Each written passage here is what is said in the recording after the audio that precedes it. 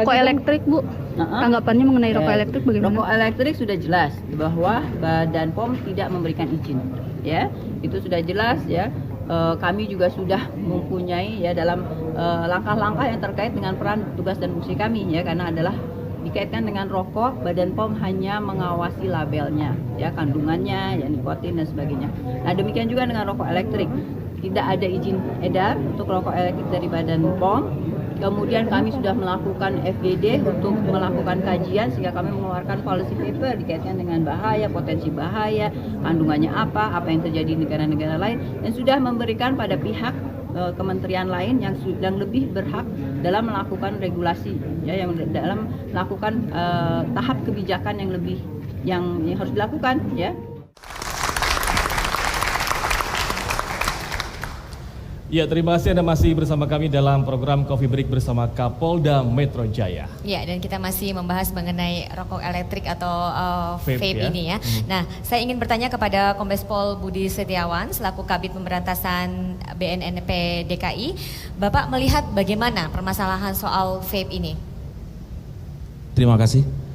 Jadi kalau kami dari BNN untuk masalah vape ini seperti yang disampaikan oleh para panelis yang lainnya, intinya kami akan menunggu apabila dalam liquid itu ada kandungan narkobanya. Baru angka kita tidak lanjutin.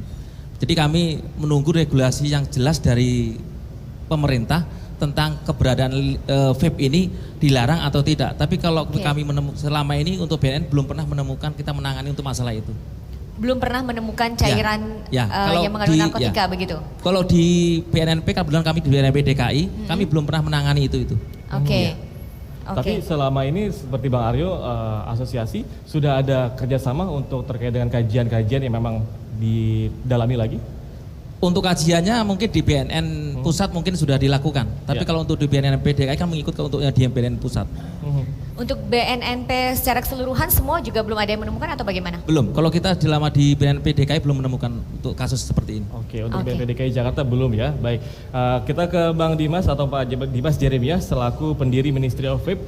Pak Dimas, ini terkait dengan polemik vape ini, pandangannya seperti apa, Pak? Pandangan saya terhadap polemik vape ini, saya dari tadi senang banget ya. Pertama saya senang banget diundang di acara ini. Dan saya mau menceritakan sedikit tentang perkembangan vape di Indonesia, ya. Bahwa vape itu sendiri di Indonesia sudah dikenal sejak tahun 2010 sebetulnya, tapi pada saat itu masih kecil sekali. Terus kemudian berkembang secara organik sampai tahun 2017.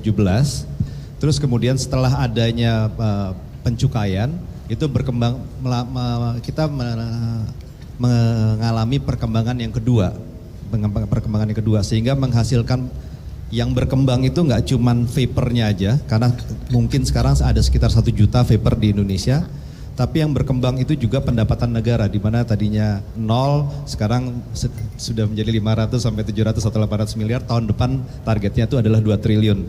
Nah, selain itu yang berkembang itu bukan cuman itu 2 hal itu, tapi ada lagi yang berkembang, yaitu yang menikmati adanya vaping di Indonesia itu ternyata juga bertambah, terutama itu dari wanita dan anak-anak. Kenapa? Karena mereka yang merasakan menjadi saksi pertama bahwa secondary smoking itu tidak ada di dalam vape. Gitu.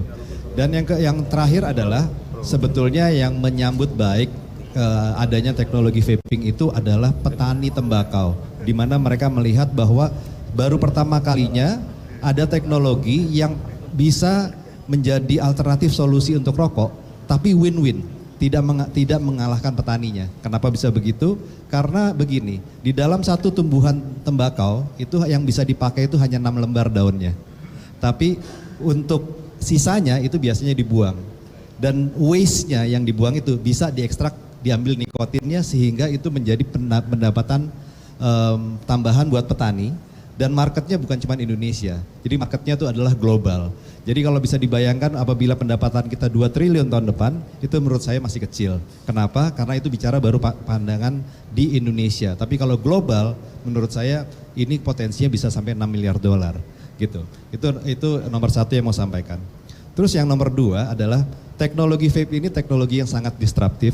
Jadi saya senang di sini ada ketemu dengan artis-artis, dengan pejabat-pejabat dan segala macam. Yang saya nggak senang itu adalah jangan sampai kita memberikan tempat kepada vape narkoba untuk berkesempatan kenalan sama bapak-bapak. Sementara sebetulnya yang kami wakili adalah pengguna vape yang normal-normal aja. Itu jarang banget dapat kesempatan ketemu yang seperti ini gitu. Karena yang namanya vape narkoba itu harusnya diinjek, diberantas, dibakar, dibuang, masukin ke sel atau dihukum mati gitu. Tapi yang menyelamatkan nyawa itu hanya bisa terundang pada saat ada masalah narkoba gitu. Nah, jadi vaping itu adalah teknologi yang begitu disruptif, begitu jenius, sehingga saking jeniusnya memang sudah bisa sangat wajar sekali bahwa tak kenal maka tak sayang. Jadi misalnya kalau zaman dulu kalau kita masuk ke dalam pedalaman hutan-hutan, orang yang difoto itu takut. Karena kalau misalnya difoto takutnya rohnya ikut di dalam foto itu katanya. Nah, ngelihat vape itu juga seperti itu. Ngelihatnya tuh kayak anak berandalan bertato segala, jangan-jangan ini jahat. Kenapa bisa begitu? Karena pada saat kita bicara tentang vape, itu yang seolah-olah itu adalah yang kita bicarakan di dalam format kayak gini adalah vape narkoba. Seolah-olah adalah semua orang yang vape itu adalah yang pemakai narkoba. Padahal itu jumlahnya sangat kecil sekali. Nah, jadi sangat disruptifnya teknologi ini hampir seperti dulu pernah ada Gojek. Begitu dia baru pertama kali timbul, orang-orang semuanya pada merasa karena belum kenal, akhirnya ini teknologi yang sangat bahaya, tidak perlu gitu. Tapi setelah diteliti dan sebagainya, sekarang menjadi jantung ekonomi, salah satu jantung ekonomi Indonesia bahkan diekspor. Begitu juga dengan vape. Saya melihat misalnya Mas Ramzi bilang bahwa vaping itu sangat bahaya, asapnya banyak sekali gitu ya. Nah, saya kira wajar karena belum mengenal. Karena kalau sudah mengenal yang disebut dengan saya sudah mengkonsumsi. Ya, sudah mengkonsumsi kalau belum kenal. Nah, mengkonsumsi belum tahu, belum tentu sudah kenal gitu. Karena yang namanya asapnya vaping walaupun katanya banyak itu nol. Yang namanya asap itu adalah hasil dari pembakaran. Tapi kalau hasil pemanasan itu namanya uap. Tidak ada asapnya di dalam vaping itu tidak ada. Itu menyebabkan karbon monoksidanya juga tidak ada dan segala macam. Ini yang sebetulnya kita harusnya bersama-sama ya melihat penelitian ini harus menjadi sumber utama, bukan dari ketakutan, bukan dari penyalahgunaan, seperti itu. Itu ya. Iya, kalau dengan narkoba itu begini. Nomor satu adalah kita memiliki nomor satu yang terlihat di sini adalah bagaimana jahatnya bandar-bandar narkoba, di mana mereka beradaptasi memakai segala macam bentuk. Ada yang bentuknya permen, ada yang bentuknya rokok, ada yang bentuknya air mineral, ada yang bentuknya vape. Kita menghilangkan salah satu, baik itu air mineral ataupun vape, dia akan berubah bentuk lagi. Itu jahatnya di situ.